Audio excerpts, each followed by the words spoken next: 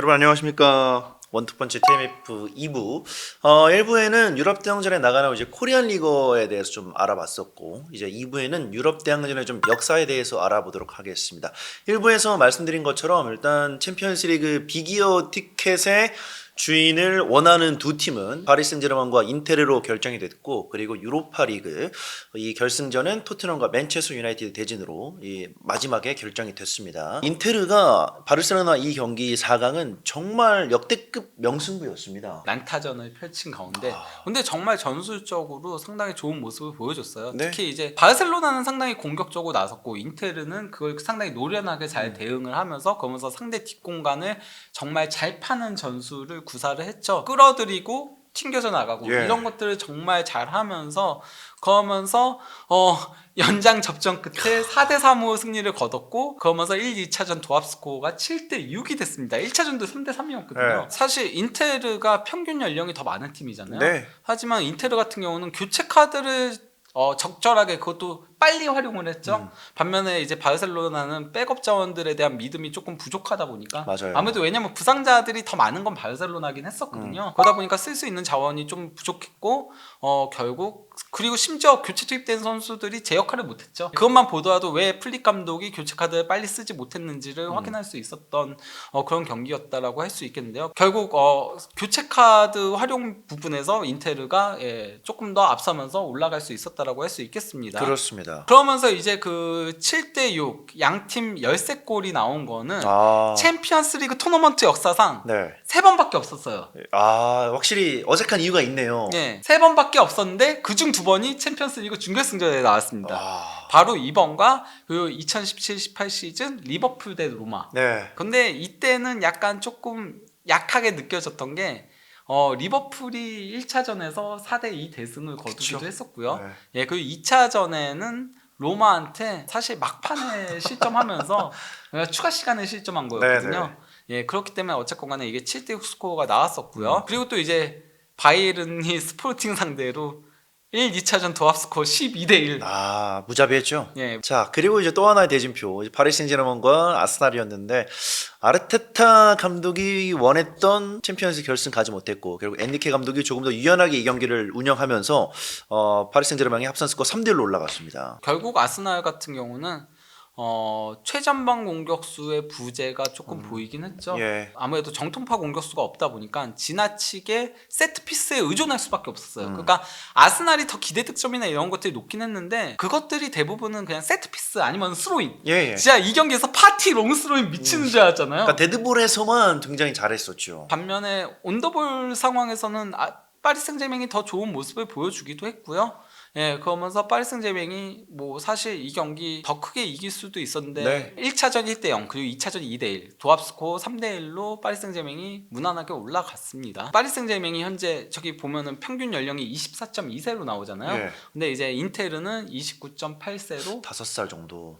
가장 나이가 많은 팀과 가장 어린 팀이 결승에 올라갔다라고 할 수 있습니다. 근데 이제 그 파리 생제맹은 올라가는 과정에서 프리미어 리그 팀들을 그것도 고비처에서 다 꺾고 올라갔어요. 사실 리그 페이스에 조기 광탈할 뻔했어요. 맞아요. 원래는 조기 광탈하는 줄 아는데 맨시티하고의 경기에서 이때까지만 하더라도 이것만 지면은 탈락하는 건데 이걸 이기면서 기사회생을 했었고 그리고 이제 리버풀과의 16강전에서도 승부차기 끝에 올라왔고 8강전에서도 에스턴 빌라 상대로 1차전은 완승 거뒀고 2차전에 좀 고전했으나 결국 올라왔고 그리고 이번에 아스날까지 꺾으면서 그러면서 프리미어 리그의 지배자가 됐죠. 맞습니다. 그러면서 이제 그 엘리케는 사실 여태까지 트래블을 2번 한 감독은 펩 가르디올라 감독.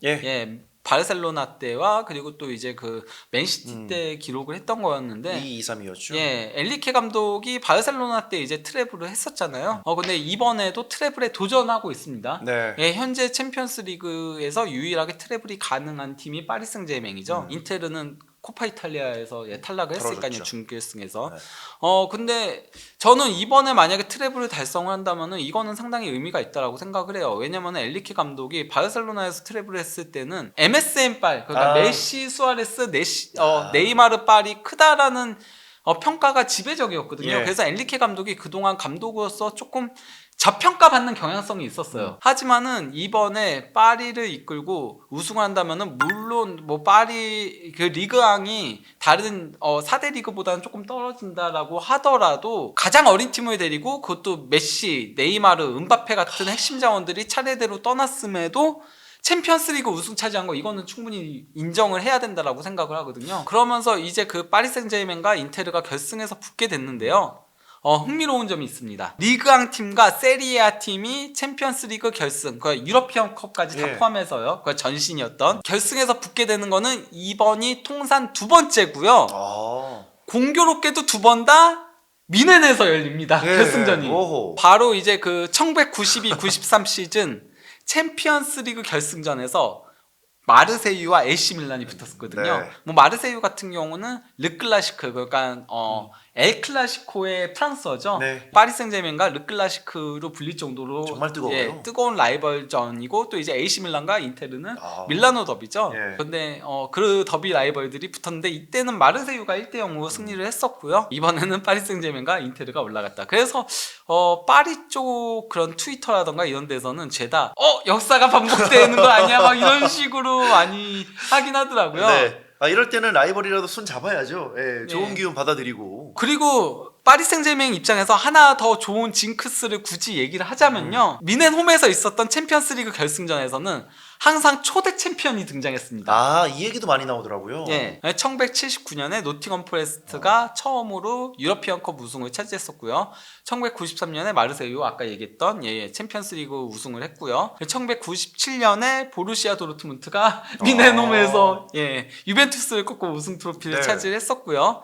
또 이제 2012년에 첼시가 홈팀인 미넨을 꺾고 첼렘덩크죠. 그렇죠. 드록바의 막판골 덕에 연장전 갔고 로벤이 페널티킥을 놓치고 승부차기까지 가가지고 체유가 포효하는 그런 일이 있었죠. 그렇습니다. 그리고 또 이제 아시아 선수들의 역사를 좀 볼 수가 있겠네요. 뭐 그러니까 아시아 선수로 챔피언스리그 최다골은 손흥민 선수가 19골이죠. 손흥민 선수가 2019년 4월 이때 이제 그 맨시티하고의 챔피언스리그 8강이었죠. 이때 그 해트트릭 하면서 그 12골 기록했을 때 이미 피파 공식 계정에서 샤스키의 기록을 넘어섰다라고 이렇게 따로 올렸을 정도였어요. 손흥민 선수는 현재 19골로 최다골 현재 당연히 계속 이어가고 있고요. 그 뒤를 쫓고 있는 게 타레미인 건데 샤스키는 이미 은퇴를 했으니까요. 근데 타레미 선수도 놀라운 기록을 하나 가지고 있긴 해요. 11골 10도움으로 아시아 선수로는 챔피언스리그에서 유일하게 10-10 을 기록하고 있습니다. 어쨌건 간에 이강인 선수의 파리 생제르맹과 타레미의 인테르가 결승에 진출하게 되면서 챔피언스리그 결승전에서 두 아시아 선수가 맞붙는 최초의 일이 발생을 했습니다. 거기다가 둘 중 한 명이 우승하고 둘 중 한 명이 출전한다면은 아시아 선수로는 최초로 챔피언스리그 출전해서 우승 트로피를 들어올리는 일이 발생할 가능성이 있어요. 그리고 타레미 선수 같은 경우는 아무래도 교체 출전할 가능성이 상당히 높긴 하죠. 지난 경기에서도 도움을 기록을 하면서 좋은 모습을 보여줬으니까요. 근데 어쨌건 그 아시아 선수가 챔피언스리그에서 우승한 거는 박지성 선수 한 명이 유일하거든요. 근데 그 박지성 선수도 우승 트로피를 들어올렸을 때는 명단 제외였어요. 못 뛰었죠. 그러다 보니 좀 아쉬움이 남았었는데 이강인과 타레미는 어쩌면은 출전해서 우승 트로피를 들어올릴 수 있는 기회가 남아있다라고 할 수 있는 겁니다. 뭔가 좀 대서특필이 될 만한 기록은 아니겠지만 그래도 이제 두 선수가 출전하고 우승을 하게 된다면 아시아 선수로 좀 역사를 쓸 수 있을 만한 이번 결승전입니다. 그래서 이제 그 아시아 선수의 챔피언스리그 역사를 살펴보자면요. 먼저 그 아시아 선수로 최초로 챔피언스리그 명단에 있었던 선수는 바로 이제 그 알리다이였습니다. 이란 레전드. 1998-99 시즌 챔피언스리그 결승전. 이거는 이제 맨유와 바이에른. 이게 깜누의 기적으로 유명하거든요. 바이언이 우승 목전에 두고 있었으나 추가 시간에 쉐링엄과 솔샤르 교체 투입된 두 선수한테 실점하면서 1대2 역전패를 당했던 거였는데요. 이때 다에이는 그냥 명단에만 있었고요. 교체 투입되진 않았고 바이에른도 1대2로 패하면서 그 준우승의 고배를 마셔야 했습니다. 아시아 선수가 이제 챔피언스리그 결승에 두 번째로 있었던 게 박지성 선수거든요. 예, 이게 바로 이제 통안의 모스크바죠. 예. 예, 명단 제외되면서 하지만은 그래도 팀은 승부차기 끝에 우승을 차지하면서 박지성 선수가 아시아 선수는 유일하게 챔피언스리그 우승 트로피를 가지고 있고요. 저희가 뭐 올라가는 과정이라던가 이런 거는 앞에 방송에서 네. 얘기 드렸으니까요. 예, 그리고 또 이제 그 곧바로 있었던 다음 시즌에 있었던 2008-09 시즌 챔피언스리그 결승에 박지성 선수가 선발 출전했으나 팀은 바르셀로나한테 0대2로 패했고요. 예. 그리고 이제 두 시즌 뒤인 2010-11 시즌 또 결승전에서 또다시 바르셀로나와 맨유가 붙었고 박지성 선수는 무려 풀타임을 소화했으나 팀은 또 1대3으로 패했습니다. 네. 그리고 이제 2011-12 시즌 바이에른과 첼시의 챔피언스리그 결승, 이거 아까 그 미넨홈에서 있었다던 슬램덩크. 예, 그때 우사미가 벤치에는 있었어요. 사실 우사미가 벤치에도 들어갈 급은 아니었거든요. 그러니까요. 근데 이때 양 팀 다 부상자가 되게 많았어요. 부상자 결장자가 되게 많아서 티모슈크가 센터백으로 나오기도 하고 콘테토도 왼쪽 풀백으로 나오고 예. 첼시 같은 경우도 이때 정상이 아니었거든요. 그렇죠. 예, 막 칼루 나오고 뭐 베르트랑 나오고 막 이랬었는데 바이언이 밀러의 골로 먼저 앞서 나가면서 우승을 차지하는 듯 싶었으나 드록바가 헤더골. 사실 이때 경기 내용은 바이언이 압도했거든요. 이거는 바이언이 예. 경기 자체는 좀 지배했던 경기였어요. 근데 마리오 고메스가 득점 기회를 숱하게 날리고 맞아요. 그리고 드록바가 코너킥에서 딸깍골. 네, 드록신의 한 방이었죠. 그리고 이제 연장전에서도 로벤이 페널티킥 기회가 있었는데 막혔고, 예, 그러면서 승부차기 스코어에서 4대3으로 결국 첼시가 우승을 차지했습니다. 네. 그러면서 우사미는 그냥 벤치에만 있고 준우승 고배를 마신 거고요. 그리고 또 이제 손흥민 선수의 눈물이죠. 1819. 1819 시즌 토트넘과 리버풀의 결승전에서 손흥민 선수가 이제 선발 출전을 했으나 그리고 풀타임을 소화했으나 팀은 리버풀한테 0대2로 패하면서 손흥민 선수가 정말 아련하게 이렇게 챔피언스리그 우승 트로피를 쳐다보는 사진도 많이 회자되고 있죠. 예. 그리고 이제 2021-22 시즌 리버풀과 레알 마드리드 챔피언스리그 결승전에서 미나미노가 벤치에는 있었어요. 네. 하지만 뭐 교체 출전하진 못했고, 예, 팀은 레알 마드리드한테 0대1로 패했는데 이땐 쿠르투아 선방출로 유명하죠. 쿠르투아가 챔피언스리그 역대 결승전 최다 선방 9회를 기록하면서 그러면서 리버풀은 0대1로 패하고 미나미노도 벤치에서 팀의 패배를 쳐다봐야 했습니다. 그러니까 아시아 선수가 챔피언스리그 결승전에 출전한 것도 박지성과 손흥민 선수밖에 없고, 그리고 우승한 거는 박지성 선수 딱 한 번밖에 없고, 아시아 선수가 챔피언스리그에서는 조금 잔혹사라고 할 수 있어요. 쉽지 않죠, 사실. 예, 그런 거 생각하면은 이번은 누구라도 우승한다는 게 정말 대단한 일이라고 할 수 있는 거죠. 네. 그리고 그 주인공이 이강인 선수였으면 하는 바람이고요. 그러면서 이제 양 팀의 챔피언스리그 결승전은 2025년 한국 시간은 6월 1일에 있을 예정입니다. 현지는 5월 31일이죠. 자, 그리고 이제 유로파 리그로 좀 넘어가 볼 텐데 일단 토트넘이 어렵게 결승까지 올라갔습니다. 결과는 어렵진 않았죠. 네. 1차전도 홈에서 3대1 완승을 거뒀고 2차전 원정에서 물론 뭐 경기 내용은 그렇게 좋지 못했지만은 결과적으로 마무리를 잘 지으면서 2대0 승리를 거뒀죠. 네. 예, 그러면서 도합 스코어 5대1로 올라갔는데요. 손흥민 선수가 이때까지는 부상으로 이제 명단에서 제외되긴 했었습니다. 네. 토트넘이 그 유로파리그 8강 2차전부터는 약간 상당히 변화를 많이 가져왔어요. 맞아요. 포스테코글루 감독이 수비적인 전술도 안 썼고 클리어링도 안 하고 항상 밑에서부터 만들려고 하다가 상대한테 갇혀서 두들겨 맞는 상황들이 많았잖아요. 근데 롱볼 축구도 구사하고 그리고 수비적인 축구도 구사를 하기 시작을 했거든요. 할 줄 알더라고요. 예, 그러니까 급한 거죠. 본인도. 이거까지 못하면은 본인은 이제 끝이기 때문에 급하다 보니까 그런 건데 실제 프랑크푸르트와의 유로파리그 2차전에서 1대0으로 이기긴 했는데 페널티킥 한 골로 이긴 거고 나머지는 수비 열심히 했어요. 리커버리 60회. 클리어링 51에는 솔직히 말하면은 이건 강등권 팀에서 기록하는 수치예요. 그 정도로 그냥 상대가 공격하면 걷어내고 템팩이죠, 공격하면 거의. 걷어내고 계속 그걸 반복을 했거든요. 예, 그러다 보니 이제 로메로랑 판더벤이 90분을 소화하면서 그 클리어링 21에 도합 그리고 리커버리 11에 그리고 가로채기 4회 뭐 이렇게 기록을 했다라고 할 수 있는 거죠. 보대하고의 경기에서 어쨌건 토트넘이 보대보다 객관적인 전력은 우위잖아요. 그럼요. 하지만 걷어내기 축구를 하면서 토트넘 그 프랑크푸르트전도 점유율이 30%대였거든요.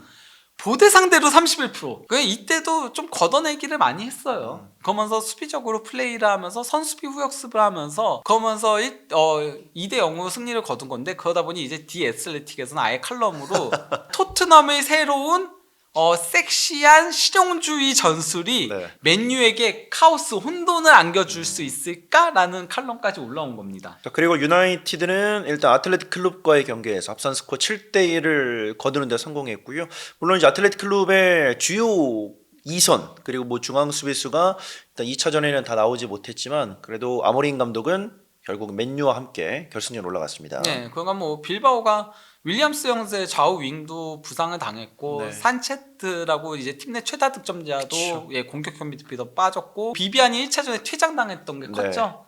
예, 퇴장 그 페널티킥을 허용하면서 퇴장하면서 이제 그 경기를 0대3 완패를 당했고 그리고 2차전에 그 공백들을 결국 드러내면서 1대4 또 대패를 당했습니다. 그러면서 맨유는 다소 수월하게 결승에 올라갔는데요. 맞습니다. 그러면서 이제 뭐 토트넘은 16강전에서 알크마르, 8강전에서 프랑크푸르트 그리고 준결승에서 보데를 꺾고 결승에 올랐고요. 맨유는 16강전에서 소시에다드 그리고 8강전에서는 리옹 그리고 준결승전에서 빌바오 바스크 팀만 두 팀을 꺾고 그러네요. 예, 결승에 올라왔습니다. 그래서 이제 잉글랜드 팀들끼리의 유로파리그 결승 대진이 결정이 됐거든요. 이것도 좀 특이하네요. 예, 유럽 대항전 결승전에서 잉글랜드 팀들끼리 붙은 게 총 6번이에요. 먼저 그 최초가 1971-72 시즌 UEFA컵 결승전. 이게 초대 UEFA컵이었거든요. 네. 이때 토트넘과 울버햄튼이 붙었었고요. 예, 토트넘이 이때는 1, 2차전이었거든요. 1, 2차전 도합 스코어 3대 2로 이제 우승을 차지했었고요. UEFA컵 초대 우승팀이 바로 토트넘인 겁니다. 유로파리그의 전신이죠. 네. 예, 그리고 또 이제 2007-08 시즌 챔피언스리그 결승전 아까 모스크바. 계속 얘기했던 네. 맨유가 첼시한테 승부차기 끝에 우승을 차지했었고요. 그리고 2018-19 시즌 유로파리그 결승전에서 첼시가 아스널한테 4대1 대승 거뒀고요. 네. 그리고 2018-19 시즌 챔피언스리그 결승전 아까 얘기했던 리버풀과 토트넘 네. 예, 리버풀 우승했고요. 2020-21 시즌 챔피언스리그 결승전에서 투에리 첼시가 맨시티한테 1대0 승리 거두면서 네. 우승을 차지했습니다. 그리고 이제 참고로 유에파컵과 유로파리그 전신이니까요. 네. 유에파컵이 같은 리그 팀들이 결승에서 붙은 게 이번이 10번째입니다. 그러니까 이전에 9번 있었는데요. 먼저 뭐 초대 아까 얘기했던 토트넘. 결승전 이게 있고요. 1979-80 시즌 프랑크푸르트와 메넨글라드바흐 바로 차붐 우승 네. 트로피 들어 올렸을 때였고요. 그리고 또 이제 그 1989-90 시즌 유벤투스와 피오렌티나가 결승에서 붙어서 유벤투스가 우승을 차지했었고요. 1990-91 시즌 인테르와 로마가 결승에서 붙어서 인테르가 우승을 차지했고요. 네. 1994-95 시즌 파르마와 유벤투스가 결승에서 붙어서 파르마가 우승을 했고요. 1997-98 시즌 인테르와 라치오가 결승에서 붙어서 인테르가 우승을 차지했고요. 2006-07 시즌 세비야가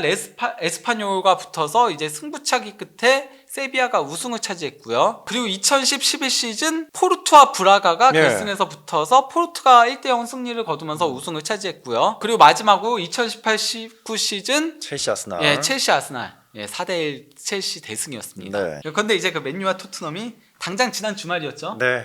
예, 맨유는 웨스트햄한테 0대2로 패했고 그리고 또 이제 토트넘도 팰리스한테 공교롭게 스코어도 똑같아요. 예, 0대2로 패하면서 네. 두 팀이 14위, 15위였는데 두 팀이 16위, 17위까지 내려갔습니다. 예. 반면에 웨스트햄은 15위로 올라갔고요. 17위였는데 그러다 보니까 이제 그 뒤에 애슬레틱에서는 맨유 또는 토트넘이 유럽 대항전 역대 최하 순위 우승팀이 될까? 이런 칼럼이 올라왔는데요. 네. 유럽 대항전 역대 최하 순위 우승팀은 1993-94 시즌 인테르입니다. 이때 인테르가 13위였거든요. 네. 지금 맨유 토트넘보다는 높은 순위지만은 어쨌건 간에 13위였습니다. 그런데 유에파컵 결승전에서 잘츠부르크를 꺾고 우승을 차지했습니다. 그리고 이제 비교적 최근에 이런 케이스가 좀 많긴 한데요. 네. 2021-22 시즌 프랑크푸르트가 레인저스를 승부차기 끝에 꺾고 우승을 차지했었는데 이때 프랑크푸르트의 성적은 11위였습니다. 예.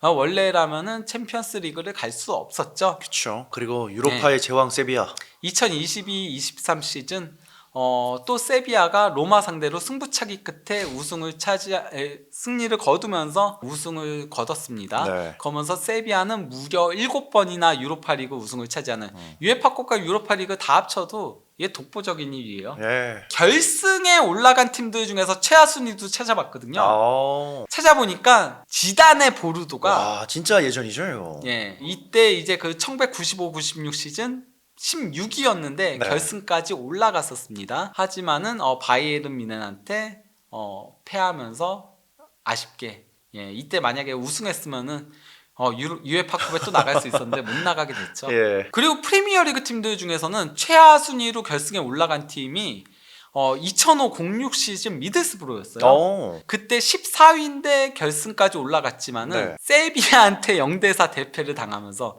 이게 세비야 유에파 전설의 시작이었습니다. 예, 맞습니다. 세비야가 유에파컵 첫 우승이었거든요. 네. 그러면서 7회 우승의 초석을 마련을 했었죠. 자, 그럼 이제 토트넘에 관한 역사를 좀 살펴봐야 될 텐데 말씀해주신 것처럼 이제 토트넘이 전신이죠. 유에파컵 초대 우승팀이잖아요. 예, 초대 우승을 차지를 했었고요. 그리고 흥미로운 게 그때 토트넘이 6위였거든요. 네. 그래서 원래 유럽 대항전을 못 가는 거였어요. 그런데 우승하면서 디펜딩 챔피언 자격으로 5위였던 아스날을 밀어내고. 이때는 그랬었죠. 예, 이때는 밀어내는 형태였거든요. 그러면서 아스날은 유에파컵 진출을 못하게 되는 고배를 마셔야 했습니다. 네. 그리고 또 이제 1983-84 시즌 이때도 이제 그 토트넘이 안더레흐트 상대로 승부차기 접전 끝에 우승을 차지를 했었고요. 예. 이때 8위였어요. 이때도 원래는 유에파컵을 못 가는 거였는데 네. 가게 되면서 또다시 아스날이 밀렸습니다. 아. 토트넘이 근데 그 유에파컵 결승에 올라간 게 한 번 더 있긴 했어요. 바로 이제 1993-94 시즌이었거든요. 1970년대 초반에 토트넘은 되게 강팀이었어요. 네. 하지만은 유에파컵 결승전에서 페예노르트한테 홈에서는 2대2 무승부였으나 원정에서 0대2로 패하면서 그러면서 이제 준우승의 고배를 마셔야 했습니다. 근데 공교롭게도 이때 토트넘이 또 리그 11위였어요. 그러니까 토트넘은 유에파컵이나 유로파리그 결승에 오를 때마다 성적이 좋지 못했어요. 토트넘 받고 맨 유나이티드에서 한번 봐야 될 텐데 맨유는 사실 유에파컵은 조금 낯선 팀이 아닌가요? 그렇죠. 맨유는 원래 프리미어리그에서 리버풀과 함께 가장 최고의 명문팀이었으니까 챔피언스리그 유러피언컵 단골 손님이었죠. 네. 그러다 보니까 유에파컵 결승에 오른 적은 한 번도 없습니다. 아, 유에파컵 기준입니다, 여러분. 예, 유에파컵 결승에 오른 적은 없는데 최근에 암흑기죠. 퍼거슨 감독 이후에는 암흑기입니다. 많이 안 먹힙니다. 그러면서 유로파리그에 나오기도 하고 아니면 아예 유럽 대항전에 못 올라오기도 했는데요. 2016-17 시즌 네. 유로파리그 결승에 처음으로 올라왔었죠. 무리뉴의 맨유였죠. 예, 그리고 그때 그 아약스를 2대0으로 꺾고 우승을 차지하면서 챔피언스리그 진출권을 획득했습니다. 네. 그리고 또 비아레알과의 파이널. 예, 2020-21 시즌이었는데 이거 전설의 승부차기죠. 예, 누가 못 막나. 네. 승부차기 스코어가 11대10. 마지막 키커로 양팀 모두 골키퍼가 나왔는데 그 비아레알 골키퍼인 룰리는 넣었고 데야는 막히면서 그러면서 비아레알이 우승을 차지했습니다. 네. 자, 그리고 이제 이렇게 토트넘과 맨유의 결승전 대진표가 완성이 됐습니다. 어떤 팀이 이기더라도 본인들 팀에게는 현재 기세와 그리고 흐름을 봤을 때는 참 감사한 트로피이지 않은가 싶은 시즌이에요. 물론 뭐 최근 들어서는 두 팀 모두 약간 리그를 벌인 느낌은 있긴 하지만 그리고 선수들이 주력들이 나오더라도 좀 동기부여가 되게 굉장히 없는 느낌이더라고요. 맞아요. 이렇게까지 내려올 팀들은 아니긴 하지만은 그래도 솔직히 말하면은 이번 시즌 두 팀 다 리그에서의 경기력은 그렇게 좋지 못했던 것도 사실이거든요. 네. 예, 하지만은 동아줄 하나 내려왔다. 정말 예. 행운의 동아줄이죠. 예, 그렇죠. 과연 그래서 현지 칼럼들도 재앙과도 같은 시즌에 구원받을 팀이 어디일까로 많이 뽑더라고요. 예. 사실 뭐 근자의 양 팀을 좀 봤을 때는 이런 순위가 있는 게 말이 안 되는 시즌이기 때문에 현지에서도 이제 여러 가지 조금 부정적인 표현을 쓸 수밖에 없는 시즌인데 그럼에도 불구하고 이 결승전에 올라왔고 다음 시즌에 챔피언스리그에 나갈 수 있는 기회가 생겼습니다. 네. 가장 중요한 서로를 좀 꺾어야 되는 상황이고 포스테코글루 감독과 아모린 감독 어떤 감독이 이기든 본인들의 클럽에서 첫 번째 트로피예요. 근데 사실 다른 거 다 차치하고서라도 손흥민 선수 그리고 이강인 선수 우승 트로피 들어올리는 모습을 보고 싶은 바람입니다. 포스테코 감독이 늘 얘기했던 2년 차에 나는 트로피 하나는 들어올린다라는 그 주장이 이번 시즌에 맞아 떨어질지 아직 기회는 남아 있고요. 그리고 상대는 아모린 감독의 맨체스터 유나이티드, 이제 암흑기를 벗어나려고 노력하는 이 팀에게 유로파 리그 트로피가 과연 맨체스터로 넘어오게 될지 5월 20일 새벽 4시입니다. 어떤 팀이 이기든 정말 흥미진진한 맞대결이 예상되는 두 PL 팀 간의 맞대결 좀 재밌게 즐겨보시면 좋을 것 같습니다. 자, 이렇게 원투펀치 TMF 2부도 여기서 줄이도록 하겠습니다. 유럽 축구에 관한 얘기 TMF로 재밌게 즐겨주시기 바랍니다. 여러분 고맙습니다.